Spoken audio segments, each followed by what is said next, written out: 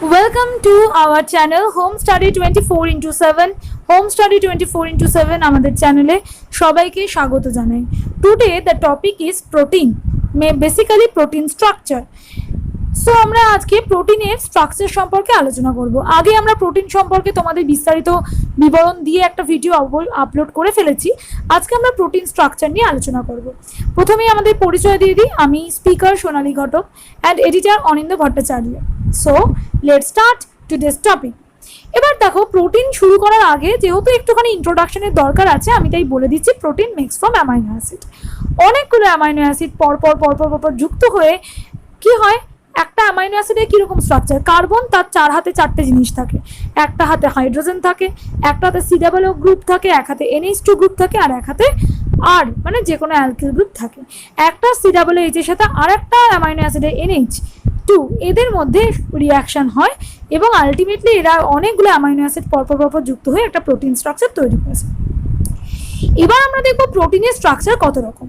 Protein ধরো আমরা যেমন খনি থেকে কোনো জিনিসপত্র তুললাম, ধরো কোনো ধাতু তুলে সেটাকে ইউজ করতে পারবো না, সেটাকে রিফ্রেশ করতে হবে, সেটাকে আরও মডিফাই করতে হবে। সেই রকম প্রোটিন তৈরি হলো রাইবোজোম, প্রোটিন তৈরি করলো সিনথেসিস প্রক্রিয়াতে, প্রোটিন সিনথেসিস হলো, কিন্তু তারপরে যে সত্যি সেটা সঙ্গে সঙ্গে ইউজফুল হবে সেটা কিন্তু নয়। তার জন্য বিভিন্ন প্রসেসিং যেতে হবে, বিভিন্ন এর মধ্যে বিভিন্ন স্ট্রাকচার তাকে মেনটেন করতে হবে। মূলত আমরা 4টে স্ট্রাকচার দেখতে পাই: প্রাইমারি, সেকেন্ডারি, টারশিয়ারি, কোয়াটারনারি। এবং কোয়াটারনারি স্ট্রাকচারের পর এটা আলটিমেটলি একটা শেপে গেল এবং কাজ করতে সে পারলো। তাহলে এখানে দেখো একটা ছবিতে কার্বনের 4টে হাতে, একটা COOH, একটা NH2, একটা হাইড্রোজেন, একটা R। এবং আমরা কি দেখতে পাচ্ছি, আমরা এই নিয়ে পরে আলোচনা করব। ক্লাসিফিকেশন অফ প্রোটিন, একটা বেসড অন স্ট্রাকচারের উপর বেস করে fibrous protein, globular protein, intermediate protein. কম্পোজিশনের উপর বেস করে সিম্পল প্রোটিন, কনজুগেটেড প্রোটিন। ফাংশনের উপর বেস করে structural protein, enzyme, hormone, transport protein, contractile protein and storage protein এবং টক্সিন। সো আমরা কি করলাম যে প্রোটিনের ওভারঅল একটা স্ট্রাকচার নিয়ে আলোচনা করেছি। এবার চলে আসি primary structure. Primary structure, you can see that many amino acid attached with CONH bond and forms the primary structure. It is very common, that is we know that protein যে primary structure, এমনি protein যেভাবে তৈরি হয় সেটাই actual primary structure. পরপর peptide bond is formed by the amino acids linked by carboxyl group of one amino acid with the alpha amino group of another amino acid. ওকে, এটাই হচ্ছে primary structure যেটা আমরা এখানে দেখতে পাচ্ছি। এবং আমরা ডান দিকে লিখছি টোটাল প্রায় 20 টাইপস অফ অ্যামাইনো অ্যাসিড আমরা দেখতে পাই। ওকে, এবং সেটাই তোমাদের বিস্তারিত সেই সম্পর্কে বলাও হয়ে গেছে, সেগুলোই এখানে লেখা আছে। এবং আমরা জানি কি অ্যামাইনো অ্যাসিডগুলো যখন একটা হাতে যেহেতু NH3 আর একটা হাতে COO গ্রুপ থাকে, এর ফলে কি যখন অ্যামাইনো অ্যাসিডগুলো সব করে লেগে গেল তখন একটা হাত NH3 মুক্ত থাকে, একটা হাতে COOH মুক্ত থাকে। যেখানে NH3 মুক্ত থাকে সেই হাতটাকে বলা হয় Na, আর যেখানে COO থাকে C টার্মিনাল রিজিয়ন, একটা N টার্মিনাল রিজিয়ন। এবং ডান দিকে তোমাদের প্রত্যেকটা অ্যামাইনো অ্যাসিড কত রকমের হয় সেটা তোমাদের দেয়া আছে। এবার আমরা পড়ব একটু সেকেন্ডারি স্ট্রাকচার। সেকেন্ডারি স্ট্রাকচারের মধ্যে 2 রকমের স্ট্রাকচার হয়, আলফা হেলিক্স এবং বিটা প্লেটেড শিট। তো আমরা এই আলফা হেলিক্স এবং বিটা প্লেটেড শিট সম্পর্কে তোমাদের সামনে একটু ধারণা তুলে ধরব। তো চলো আমরা পড়ি আলফা হেলিক্স কি। আজকে আমরা আলফা হেলিক্সটাই মূলত দেখাবো, নেক্সট ডে আমরা বিটা প্লেটেড শিট দেখাবো। এখানে অনেক বৈশিষ্ট্যের কথা লেখা আছে, সেই বৈশিষ্ট্যগুলোতে আমি আসবো। আমি আগে তোমাকে ছবি রেখে ব্যাপারটা বুঝিয়ে দিই, তারপর আমি এই স্লাইডে আবার ফিরে আসবো। চল, আমরা আলফা হেলিক্স এই স্ট্রাকচারটা দেখে কি বুঝতে পারছি? আলফা হেলিক্স স্ট্রাকচারের প্রধান কাজ হচ্ছে এখানে হাইড্রোজেন বন্ড যুক্ত হবে। আমরা কি দেখলাম যে পরপর কতগুলো অ্যামাইনো অ্যাসিড পরপর যুক্ত হয়েছে, CONH এরকম বন্ডের মাধ্যমে যুক্ত হয়ে একটা প্রোটিনের পেপটাইড শৃঙ্খল তৈরি করেছে।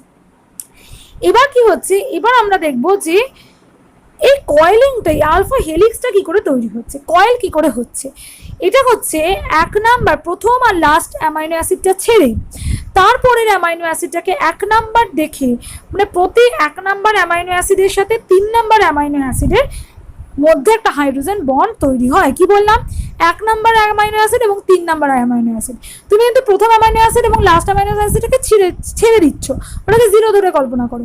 মাঝখানেরগুলো মানে সেকেন্ডটাকে তুমি 1, আর সেখান থেকে 3 ঘর যাবে মানে এটা যদি আমার আই হয় তাহলে I+3, এই I+3-তে যে NH আছে এবং আইতে যে C ডাবল বন্ড O আছে অর্থাৎ 1 এবং 3, এই দুটো অ্যামাইনো অ্যাসিডের মধ্যে হাইড্রোজেন বন্ডের মাধ্যমে এরা যুক্ত হয় এবং এর ফলে এরা কি হয়, এরকম আলফা শিটের মতো বেঁকে যায়, যেহেতু এরা হাইড্রোজেন বন্ড তৈরি করে প্রত্যেকটাতে।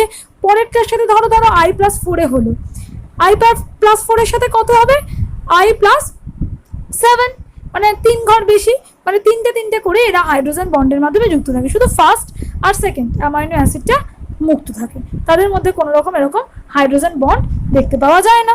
তো এইভাবে এই হেলিক্সটা তাহলে এইভাবেই তৈরি হলো, এই জন্য এরা বেঁকে গেল যেহেতু হাইড্রোজেন বন্ড তৈরি হলো। আলফা হেলিক্সে আরেকটা জিনিস মনে রাখতে হবে, একটা কমপ্লিট টার্ন, এই যে কমপ্লিট টার্ন নিয়ে এখানে তোমরা ছবি দেখতে পাচ্ছ, এই কমপ্লিট টার্নের কিন্তু 3.6 অ্যামাইনো অ্যাসিড আমরা এখানে দেখতে পাচ্ছি এবং প্রত্যেকটা পিচ যেটা হেলিক্সে সেটা 5.4 অ্যাংস্ট্রম করে পার পিচ রয়েছে, মানে vertical distance along the Axis from any point, Axis থেকে যদি ভার্টিক্যাল ডিস্টেন্সটা পরিমাপ করো সেক্ষেত্রে 5.4 অ্যাংস্ট্রম করে আসছে। তাহলে আমি যদি একটা অ্যাক্সিস কল্পনা করি এবং সেখান থেকে যদি আমি একটা যে কোনো পয়েন্ট কল্পনা করি হেলিক্সের মধ্যে, তাহলে সেটা 5.4 অ্যাংস্ট্রম রয়েছে। তাহলে আমরা দেখতে পাচ্ছি যে একটা 3.6 রেসিডিউ, প্রত্যেকটা অ্যামাইনো অ্যাসিড এরকম কমপ্লিট টার্নে 3.67 অ্যামাইনো অ্যাসিড করে রয়েছে এবং আমরা দেখছি যে পিচ মানে অর্থাৎ অ্যাক্সিস থেকে যে কোনো বিন্দু থেকে যদি সরানো হয় 5.4 অ্যাংস্ট্রম করে রয়েছে। তার ফলে আমরা যেটা বার করতে পারি, প্রত্যেক অ্যামাইনো অ্যাসিডের সাথে 1.5 অ্যাংস্ট্রম ডিস্টেন্স পালন করে।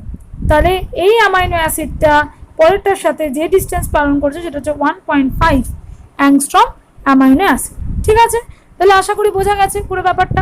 তাহলে আমরা আলফা হেলিক্স সম্পর্কে কমপ্লিট ধারণা পেলাম।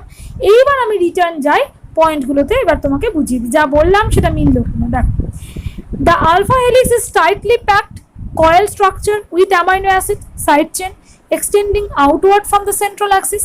Central axis থেকে outward এর দিকে এরকম অনেকগুলো অ্যামাইনো অ্যাসিড পরপর যুক্ত হয়েছে। নেক্সট কি point, alpha helix is stabilized by extensive hydrogen bonding. It is found between hydrogen atom attached to peptide N and O atom oxygen atom attached to peptide C. তাহলে একটার NH এর সাথে একটার C double bond O এর মিলন হচ্ছে, সেটা কোনটা, একের সাথে 3। All the peptide bond except the first and last in a polypeptide chain participate in hydrogen bonding. প্রথম আর শেষ বাদ দিয়ে বাকি সবকটাই হচ্ছে হাইড্রোজেন বন্ডিং এ অংশগ্রহণ করে। 4. Each turn of alpha helix contains 3.6 amino acid and travels a distance of 0.54 nanometer. The spacing of each amino acid 0.15 nanometer.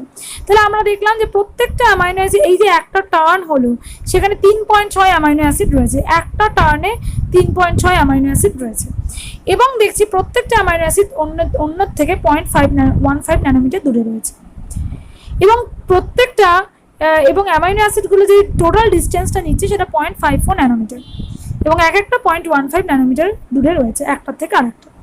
Alpha helix is a stable conformation formed spontaneously with the lowest energy, আস্তে আস্তে lowest energy দিচ্ছে। So আমরা alpha হেলিক্সের সম্পর্কে আরও একটা যেটা একদম প্রথমে লেখা আছে, alpha helix the most common spiral structure protein. It has a rigid arrangement of polypeptide chain. Alpha helical structure is proposed by Pauling and Curie 1951, which is regarded as one of the milestone in the biochemistry research. খুব simple structure, একদম প্রথমে যেটা হচ্ছে আমি যদি ছবি দেখি, একদম প্রথমে প্রাইমারি স্ট্রাকচার জাস্ট অ্যামাইনো অ্যাসিডগুলো পেপটাইড বন্ডের মাধ্যমে যুক্ত হলো, তারপরেই কিন্তু দেখা যায় আলফা স্ট্রাকচার, আলফা মানে সেকেন্ডারি স্ট্রাকচারে আলফা হেলিক্স, অর্থাৎ 1 নম্বর অ্যামাইনো অ্যাসিডের সাথে 3 নম্বর অ্যামাইনো অ্যাসিডের মধ্যে হাইড্রোজেন বন্ডিং হচ্ছে এবং এই যে প্রত্যেকটা টার্নে প্রায় 3.6টা অ্যামাইনো অ্যাসিড রয়েছে। বুঝা গেছে? আমরা এখানে আরো স্পষ্ট করে দেখছি, দেখো অ্যামাইনো অ্যাসিডগুলো এই যে একটার সাথে একটা হাইড্রোজেন বন্ড তৈরি করেছে বলে এটা আলটিমেটলি এরকম কয়েলিং স্ট্রাকচারটা তৈরি করেছে। তো আমরা দেখো এখানে আরো স্পষ্ট করে দিয়েছি যে amino acid primary protein structure, যখন জাস্ট অ্যামাইনো অ্যাসিডগুলো বসলো সেখান থেকে আমরা প্লেটেড শিট পেলাম এবং আলফা হেলিক্স পেলাম। আলফা হেলিক্স আমরা কি দেখলাম, hydrogen bonding of the peptide backbone causes the amino acid to fold into repeating pattern, fold করলো, টারশিয়ারিতে আরও ঢুকলো এবং কোয়াটারনারিতে আরও কয়েলিং হলো এবং আলটিমেটলি এরা কাজের জন্য মনোনীত হলো এবং তা এই কোয়াটারনারি স্ট্রাকচারের পর তাকে ইউজ করা যাচ্ছে। আমরা আজকে আলফা হেলিক্স সম্পর্কে একটা কম্প্যাক্ট ধারণা দিলাম এবং সেই সাথে প্রাইমারি স্ট্রাকচার নিয়ে ধারণা দিলাম। পরের দিন আমরা আস্তে আস্তে বিটা প্লেটেড শিট নিয়ে এবং বাদবাকি স্ট্রাকচার নিয়ে আলোচনা করব প্রোটিনের। সো আশা করি তোমাদের ভালো লেগেছে আমাদের চ্যানেলের আমাদের আজকের নোটস, আজকের ভিডিও।